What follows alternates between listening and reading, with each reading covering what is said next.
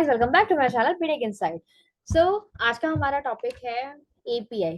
Okay, so what exactly API is and why we use this. API stands for application programming interface, जो कि create होता है certain rules and regulations को use करके, ताकि हम किसी दो सॉफ्टवेयर्स में कम्युनिकेशन स्टैब्लिश करवा पाए। ठीक है, आपके पास फॉर एन एग्जांपल सॉफ्टवेयर 1 है एंड सॉफ्टवेयर 2 है। आप इसे आपस में कनेक्ट करना चाहते हैं। आप वो कनेक्टिविटी किस तरीके से परफॉर्म होगी? एपीआई के थ्रू। आपका सॉफ्टवेयर 1 हो सकता है किसी और प्रोग्रामिंग में लैंग्वेज में लिखा हुआ हो और सॉफ्टवेयर 2 किसी और लैंग्वेज में लिखा हुआ हो। ठीक है, और उन दो लैंग्वेजेस को हम आपस में कनेक्ट करना चाहते हैं, तो वो हमारा होगा एपीआई के थ्रू। एपीआई क्या कर रहा है? बस एक कम्युनिकेशन स्टैब्लिश करने में हेल्प करता है।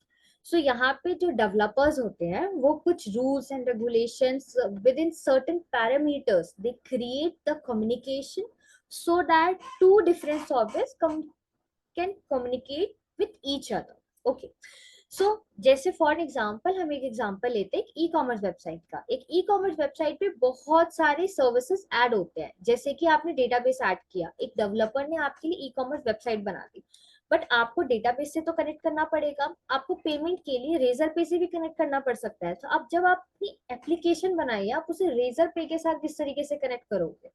ठीक है, आप रेजर पे से सर्विसेज ले रहे हो ना, तो आपने क्या करा? एपीआई के थ्रू आप उसमें कनेक्टिविटी परफॉर्म करोगे। रेजर पे क्या है? अपनी सर्विस बेच रहा है। ठीक है, अपनी सर्विस प्रोवाइड करा रहा है यूजर्स को, एंड आपको वो सर्विस चाहिए, तो आपने उस सर्विस को कनेक्ट करा एपीआई के थ्रू। अगर आपका डेटाबेस है, आपने सेपरेट डेटाबेस भी बना रखा है खुद का, ठीक है, फिर भी आपको कनेक्टिविटी परफॉर्म करनी है, तब भी आप एपीआई के थ्रू ही परफॉर्म करेंगे। सो जब भी आपको दो एप्लीकेशंस को कनेक्ट करना हो, आपने बहुत बार देखा होगा कि बहुत बार सॉफ्टवेयर्स में एड ऑन का एप्लीकेशन आता है। ओके, आप किसी स्पेसिफिक एप्लीकेशन, किसी स्पेसिफिक सॉफ्टवेयर में दूसरे ऑर्गेनाइजेशन के, दूसरे कंपनी के सॉफ्टवेयर्स को भी साथ में यूज कर पाते हैं। ठीक है, आजकल ये फीचर बहुत ज्यादा फैसिलिटेट किया जा रहा है। वो किस तरीके से परफॉर्म होता है? वो एपीआई के थ्रू परफॉर्म होता है। ओके, नाउ हम यहाँ पे थोड़ा सा फीचर्स के बारे में जानते हैं। इसके interoperability, it enables the different software to work with each other, so that यहाँ पे क्या हो रहा है, अलग अलग प्रोग्राम लैंग्वेज के बनाए हुए सॉफ्टवेयर्स आपस में कनेक्ट कर पा रहे हैं बहुत इजीली। ऐसा नहीं है कि आपने जो पेमेंट गेटवे कनेक्ट किया है और आपकी जो वेबसाइट बनाई गई है, दोनों ही किसी स्पेसिफिक लैंग्वेज में बनाई गई हो। जरूरी नहीं है कि वो स्पेसिफिकली पाइथन पे हो या किसी और लैंग्वेज में हो। ठीक है, तो आप किसी भी लैंग्वेज के बनाए हुए सॉफ्टवेयर को आपस में कनेक्ट कर सकते हैं। तो ये होता है यहाँ पे इंटरऑपरेबिलिटी का मतलब। एब्स्ट्रैक्शन का मतलब है लाइक जब डेवलपर कम्युनिकेशन स्टैब्लिश कर रहा है, ठीक है, तो उसे बहुत ज्यादा डिटेल में जाने की जरूरत नहीं है कि बैकग्राउंड में एपीआई वर्क किस तरीके से कर रहा है। दे हैव सर्टेन फीचर्स, और वो उस फीचर्स को ऊपर से इजीली कम्युनिकेट कर सकता है। उसे इंटरनल लॉजिक में जाने की जरूरत नहीं पड़ती, क्योंकि डेवलपर्स के लिए बहुत ज्यादा इंपॉर्टेंट और बहुत ज्यादा इजी है। अब कोई पर्सन है जो लैंग्वेज सीख रहा है कि आई मीन प्रोग्रामिंग लैंग्वेज सीख रहा है, तो उसके लिए एपीआई जानना बहुत ज्यादा इंपॉर्टेंट है। मॉड्यूलैरिटी, लाइक एपीआई के अंदर बहुत सारे मॉड्यूल्स होते हैं, एंड वो अलाउ भी कर रहा है कि दूसरे एप्लीकेशंस के जो मॉड्यूल्स हैं वो हम इजीली यूज कर सके। ठीक है, एपीआई ने क्या किया है, अपने मॉड्यूल्स को ब्रेक डाउन। एपीआई क्या कर रहा है यहाँ पे, एक सर्विस, एक एप्लीकेशन के मॉड्यूल्स को ब्रेक डाउन करने में बहुत ज्यादा हेल्प कर रहा है। लाइक आपके पास जब एक वेबसाइट है, आपने एक वेबसाइट बनाई, तो आपने फिल फ्लैश सिर्फ एक वेबसाइट क्रिएट नहीं करी है, आपने अलग अलग सर्विसेज अलग से बनाए हैं।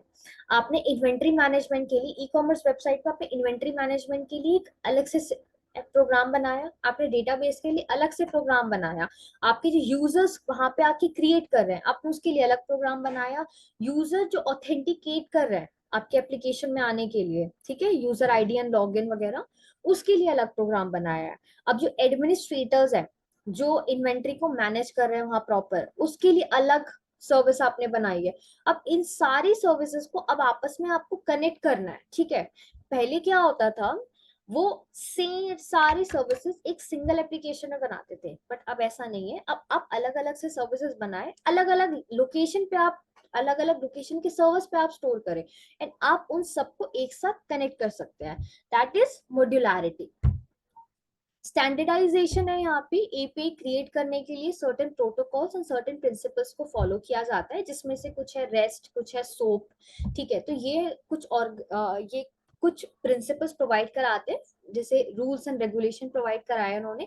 अब इन रूल्स एंड रेगुलेशंस को यूज करके, या एक developer in rules and regulation को यूज करके ही विद इन दैट प्रोटोकॉल्स वो एपीआई को क्रिएट करता है। ठीक है, फंक्शनैलिटी एक्सटेंशन, जब भी आप थर्ड पार्टी एप्लीकेशन यूज कर रहे हैं, ठीक है, यहाँ पे हम ये वर्ड बहुत अच्छा है, थर्ड पार्टी। जब भी आप कोई थर्ड पार्टी एप्लीकेशन यूज कर रहे हैं, लाइक आपने, आपके पास एक मास एप्लीकेशन है, ठीक है, आपने वेबसाइट बना दी, बट आपको पेमेंट कनेक्टिविटी के लिए रेजर पे के पास जाना पड़ेगा। ठीक है, आपने पूरा ई कॉमर्स वेबसाइट का इंटरफेस बना दिया, डेटाबेस बना दिया, इन्वेंटरी मैनेजमेंट बना दिया, ठीक है, सब कुछ, यूजर क्रिएशन सब बना दिया, बट पेमेंट के लिए तो आपको सिक्योरिटी चाहिए, और उसके लिए आपको रेजर पे के पास जाना पड़ेगा।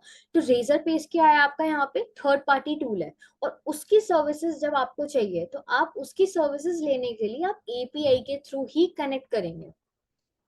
ठीक है, वो ना, development and efficiency. So developers का सबसे पहले तो ये टाइम सेव कर रहा है। ठीक है, बिकॉज पहले वो full fledge application single coding से बनाते थे। अब उसने क्या किया है, अलग अलग सर्विसेज बनाई, और उन अलग अलग सर्विसेज को एपीआई के थ्रू कनेक्ट कर दिया।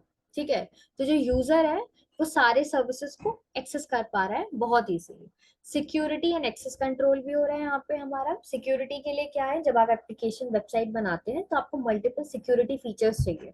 ठीक है, लाइक हम जैसे वैफ यूज करते हैं, डीडॉस यूज करते हैं, लोड बैलेंसर्स यूज करते हैं, सर्वर से कनेक्ट करना है, सर्वर्स को, उस सर्वर को सिक्योरिटी प्रोवाइड करानी है। ठीक है, वनएबिलिटी असेसमेंट प्रोवाइड परफॉर्म करना है एप्लीकेशन के ऊपर। तो उन सब के लिए हम एपीआई को यूज कर सकते हैं, ताकि हम अपनी एप्लीकेशन को कनेक्ट कर सकें एक पर्टिकुलर एपीआई में। आपको ऑडिट लॉग चाहिए, ठीक है, आपको ऑडिट लॉग के लिए आप एक ऑडिट लॉग सॉफ्टवेयर को कनेक्ट कर सकते हैं अपनी एप्लीकेशन में with the help of API. तो सिक्योरिटी मेजर भी आपका बहुत ज्यादा कंट्रोल हो जाता है। ना, सम ऑफ द कीवर्ड्स जिसे हम यहाँ पे